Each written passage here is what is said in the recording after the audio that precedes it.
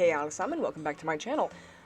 Today I'm going to do a video on two things, gendered magic and the book which unleashed, untamed, unapologetic.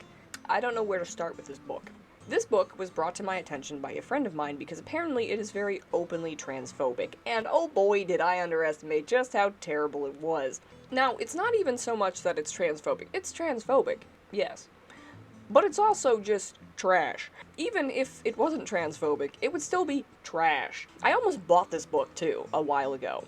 Glad I didn't, because dear God. Now, I read a few of the reviews before digging into this, and one of the reoccurring themes that I kept seeing was the mention of vagina-themed language. Now, I was curious as to what vagina-themed language could possibly mean. Oh boy, was I not disappointed. I made it to page 31 of this book. Reading it, word for word, that making it to page 31 is a feat in and of itself, and, I did skip the pages that included a ritual bath and circle opening instructions because, okay. So really, I only made it through like 20 pages before I wanted to beat my head into a wall repeatedly to try to get the information that I had acquired out of my brain. So here are some highlights from the first 20 pages, so that, if you want to buy this book yourself, you can, but here's what you should look forward to in the first 20 pages. On page 9, Lisa talks about, quote, the call to trust our gut, our intuition, our pussy power, and our innate feminine wisdom.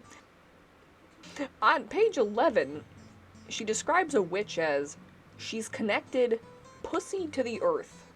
Now, I don't know about you, but if you have a vagina, do you want to rub it into the dirt? I don't really want to do that. Yeah, no. This just makes me cringe, and I don't understand why she ever thought writing that exact phrase was a good idea. Okay, anyway, on page 17, she goes into, what she feared about writing this book, and she says, quote, I'll piss off traditional witches because I'm not being witchy enough. I'll piss off pagans for not being inclusive of all the possible paths. I'll piss off men for not addressing them as witches. And at one point, you can find, for whatever reason, it was removed from this edition of the book, but she says that she'll piss off trans people as well. So while editing, I actually found the full quote, and it is, I'll piss off traditional witches because I'm not being witchy enough. I'll piss off pagans for not being inclusive of all the possible paths. I'll piss off men for not addressing them as witches. I'll piss off the transgender community for not addressing them either. Yet this is the work I do. I do women's work, and I'm definitely not going to apologize for that. Yes, because you are such a martyr. It was removed from my edition of the book, so I don't know if she had it removed from later editions or something, because you can find this quote. I'm just confused about that. But anyway, now, men can be witches. Men can be witches. Okay?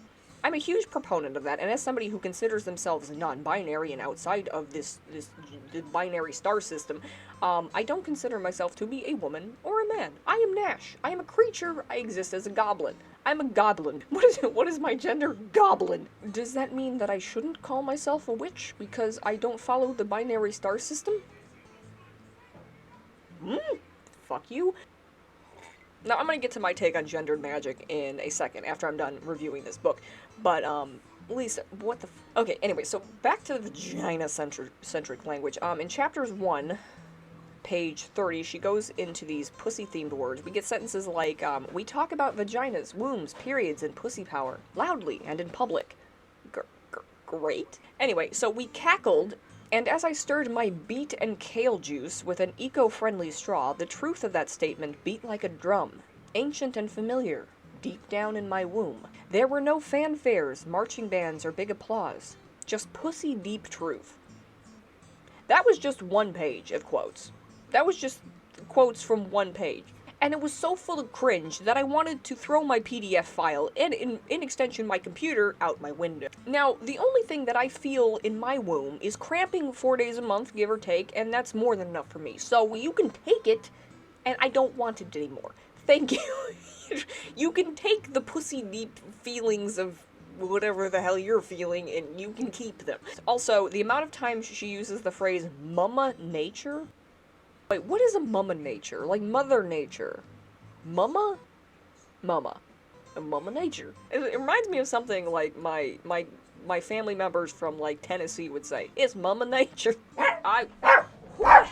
So anyway, she's also hyper-focused about how being a witch is a birthright of women, and as somebody who has essentially rejected being a woman to an extent, it's kind of cringe, because as I said earlier, men can be witches. Everyone can be a witch. It doesn't matter where you fall on the binary spectrum of stars and stuff. You can be a witch. Like wizard, warlock, sorcerer, enchanter, spellcaster, etc. They're all terms that people can gravitate to. So like, I hate the word warlock. I don't like it. Wizard makes me think of Harry Potter. I don't like the term wizard. Not gonna lie, I don't like that very much. So, witch works for me. I wouldn't object to being called a sorcerer. So Lisa in chapter 6 also states that you should, quote, know your lady landscape by placing your hands on your womb space, and if you no longer have a womb, that's okay because the energetic imprint still holds power, on your pussy, on your root, feel how good it feels to hold that much freaking power in your hands.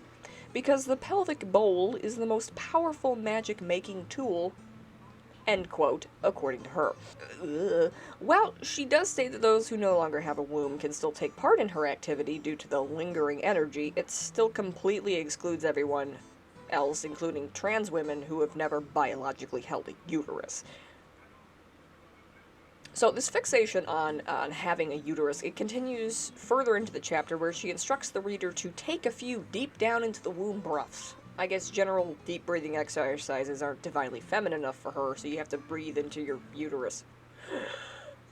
Instructions unclear. She says, yep, your power lies between your thighs. She rhymed.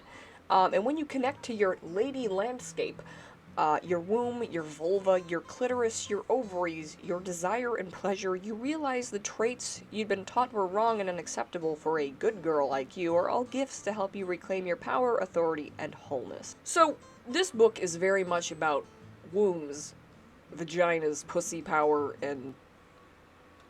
No. Okay, so we're gonna take all that stuff we just learned from Lisa and her witch book, and we're gonna throw it in the trash can where it belongs. My take. This is my take on this. What is magic?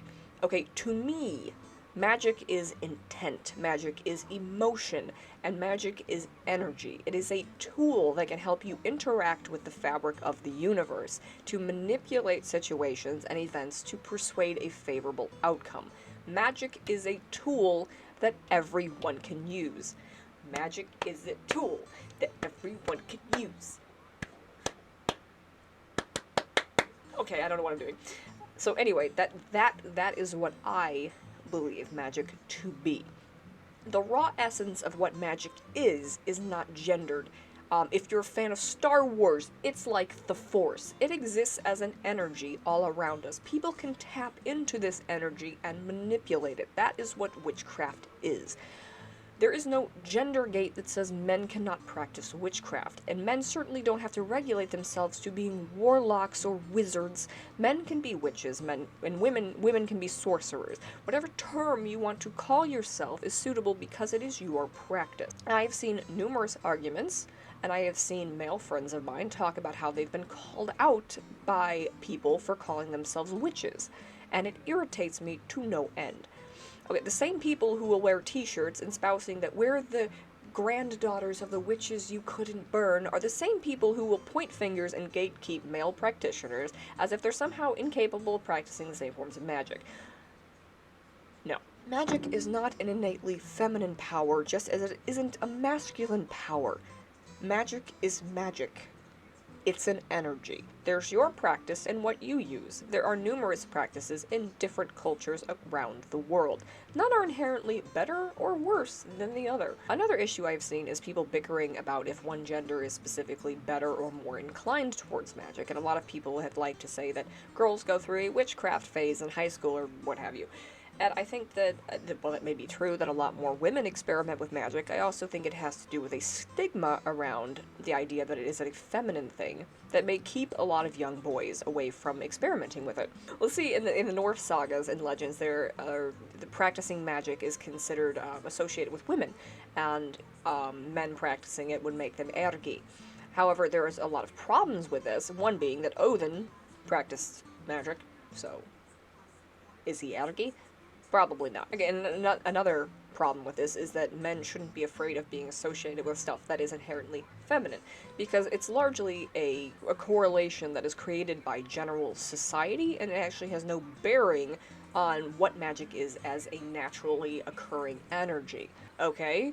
And, I mean, additionally, there's the stigmas that were largely created around the practice of magic were largely put in place by the Christian church that rejects all things magical and divination and all of that good stuff. It kind of demonized the practice of magic, and because the Christian religion, all the Abrahamic religions, are very male-dominated, it suits their needs to kind of make it a feminine thing. Oh, witches, feminine.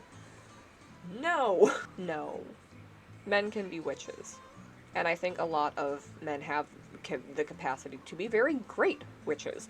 So what is the main takeaway from this? Magic isn't gendered. Magic isn't energy. It is emotion. It is intent.